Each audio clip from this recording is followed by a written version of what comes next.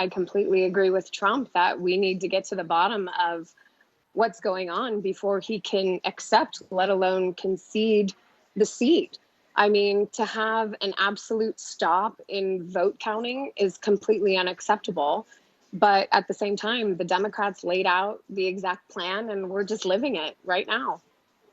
Sorry, I don't understand. You've heard Donald Trump in a tweet claim victory in Pennsylvania, which hasn't finished counting, victory in North Carolina, which hasn't finished counting, and victory in Michigan, which has been given to Joe Biden and the Democrats. Why is he doing that?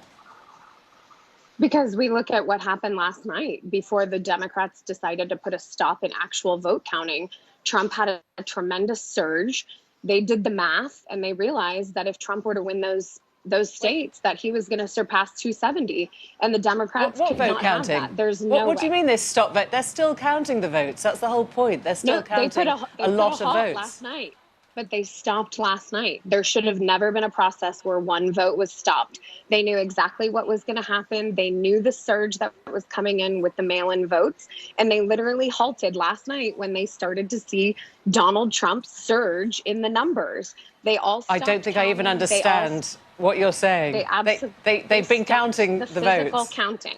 They stopped the physical counting in a few states, and it was completely unacceptable. They resumed again this morning. It should have never stopped. That's my point. So you think that delegitimizes the entire election, do you? Well, the whole mail-in voting delegitimizes the entire voting process. We've never So mail-in voting during a pandemic shouldn't have been allowed.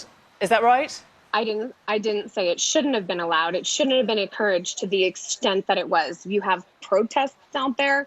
You have these extreme riots. To think that you can't go into a voting booth 6 feet apart and do it safely, that we all have to emergency do a mail-in voting.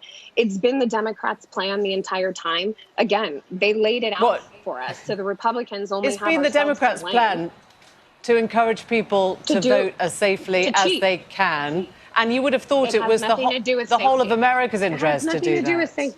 It has zero to do with safety. I wonder why you'd expect anyone to take this seriously rather than just to assume he's doing what he always does, which is stoking fear, undermining democracy, encouraging people to maybe cause trouble at voting booths, as we're starting to see in places like Detroit.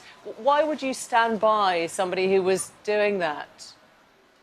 Well, because I think it's what the media wants you to believe. We've seen peaceful protests literally across the country for Donald Trump. When you have these major cities boarding up the retail units and restaurants, it's not because they're assuming that Trump supporters are automatically going to start rioting and start causing distress to these cities. We've seen it for over 100 days plus. It's all happening in democratically run cities.